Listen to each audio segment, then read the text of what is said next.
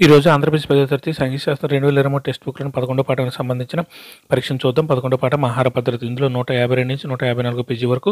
ముందుగా నేను ప్రశ్న చదువుతాను, మీరు కూడా ఆన్సర్ రాయండి. లాస్ట్లో ఆన్సర్ చూద్దాం. ఎప్పుడు భారత ప్రభుత్వం జాతీయ ఆహార భద్రతా చట్టం అనే కొత్త చట్టం చేసింది? 1 2014లో, 2 2015లో, 3 2013లో, 4 2012లో. ఎప్పుడు భారత ప్రభుత్వం జాతీయ ఆహార భద్రతా చట్టం అనే కొత్త చట్టం చేసింది? 1 2014లో, 2 2015లో, 3 2013లో, 4 2012లో.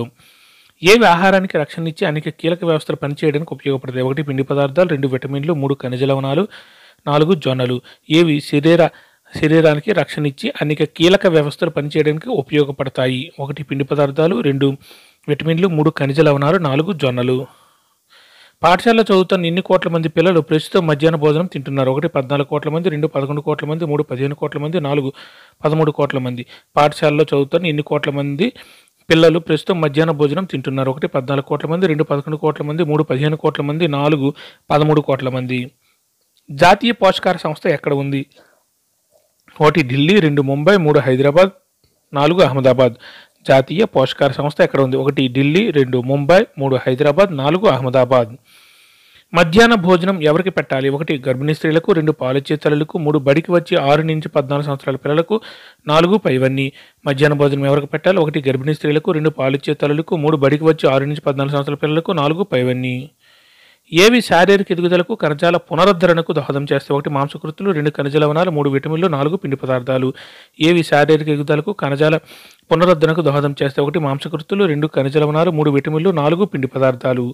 కొన్ని సంవత్సరాల పాటు కేంద్ర ప్రభుత్వం బియ్యం, గోధుమ, చిరుధాన్యాలను వరుసగా ఎన్ని రూపాయలకు అందిస్తుంది? 1 3 2 3 1 2 రూపాయలు, 2 1 2 3 రూపాయలు, 3 3 2 1 రూపాయలు, 4 4 2 1 రూపాయలకు.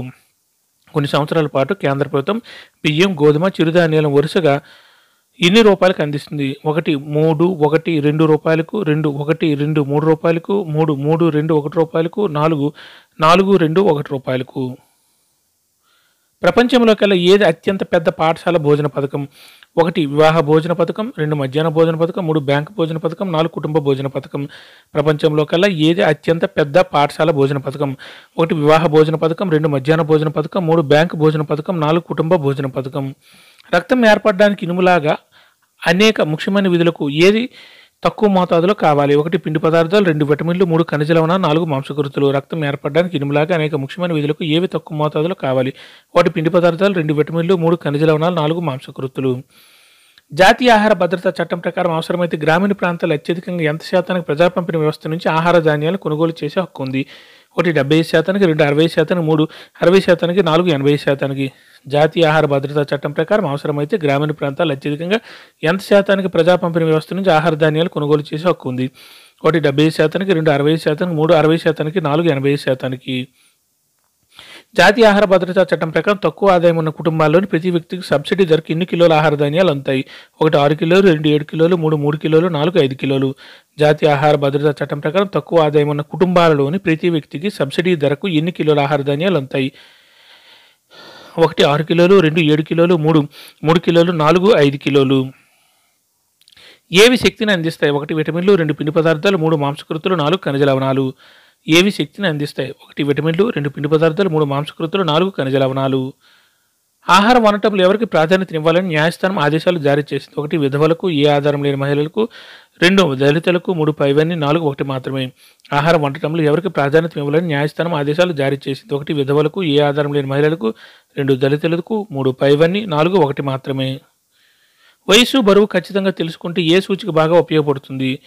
1 ఎత్తు బరువు సూచిక, 2 పోషకాహార సూచిక, 3 వయసు బరువు సూచిక, 4 ఎత్తు వయసు సూచిక. వయసు బరువు ఖచ్చితంగా తెలుసుకుంటే ఏ సూచిక బాగా ఉపయోగపడుతుంది? 1 ఎత్తు బరువు సూచిక, 2 పోషకాహార సూచిక, వయసు బరువు సూచిక, 4 ఎత్తు వయసు సూచిక.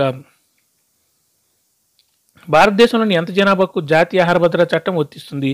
1 4 2 వంతుల, 2 3 2 వంతుల, 3 3 1 వంతు, 4 4 1 వంతు.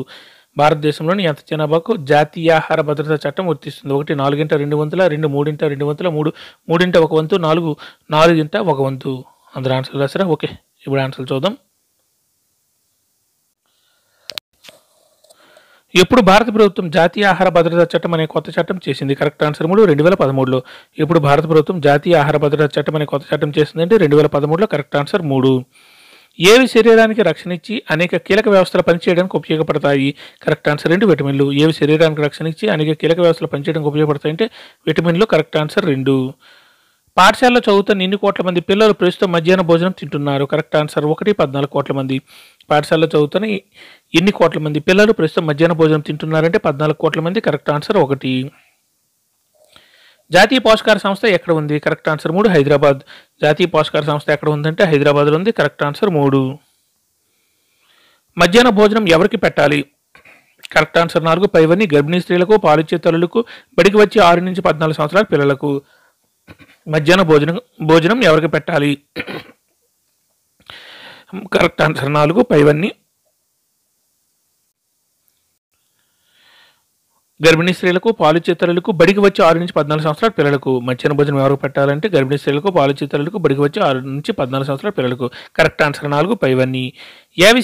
ఏవి శారీరక ఎదుగుదలకు, కణజాల పునరుద్ధరణకు దోహదం చేస్తాయి? Correct answer 1 మాంసకృత్తులు. ఏవి శారీరక ఎదుగుదలకు, కణజాల పునరుద్ధరణకు దోహదం చేస్తాయి అంటే మాంసకృత్తులు. Correct answer 1.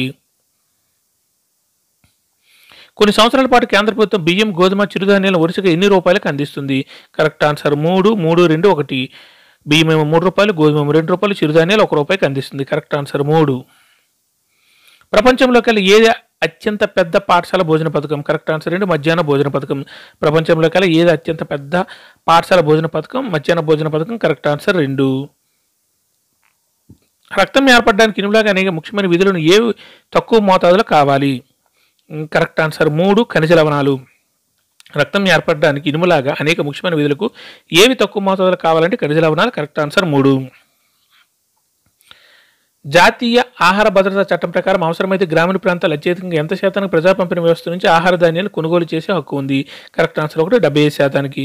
జాతీయ ఆహార భద్రతా చట్టం ప్రకారం అవసరమైతే గ్రామీణ ప్రాంతాలు అత్యధికంగా ఎంత శాతానికి ప్రజా పంపిణీ వ్యవస్థ నుంచి ఆహార ధాన్యాన్ని కొనుగోలు చేసే హక్కు ఉందంటే 75%. Correct answer 1.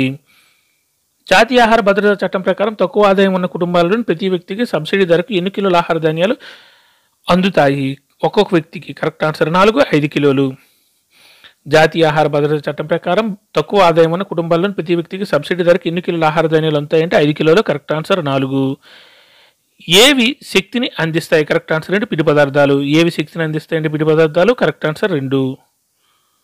ఆహారం వండటంలో ఎవరికి ప్రాధాన్యతనివ్వాలని న్యాయస్థానం ఆదేశాలు జారీ చేసింది? కరెక్ట్ ఆన్సర్ 3 విధవలకు, ఏ ఆధారం లేని మహిళలకు, దళితులకు. ఆహారం వండటంలో ఎవరికి ప్రాధాన్యతనివ్వాలని న్యాయస్థానం ఆదేశాలు జారీ చేసింది? విధవలకు, ఏ ఆధారం లేని మహిళలకు, దళితులకు. కరెక్ట్ ఆన్సర్ 3 పైవన్నీ. వయసు, బరువు ఖచ్చితంగా తెలుసుకుంటే ఏ సూచిక బాగా ఉపయోగపడుతుంది?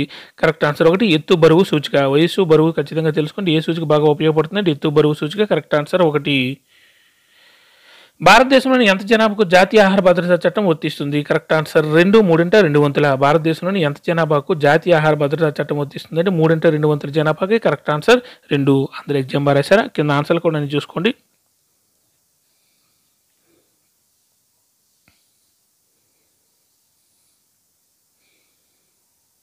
Thank you.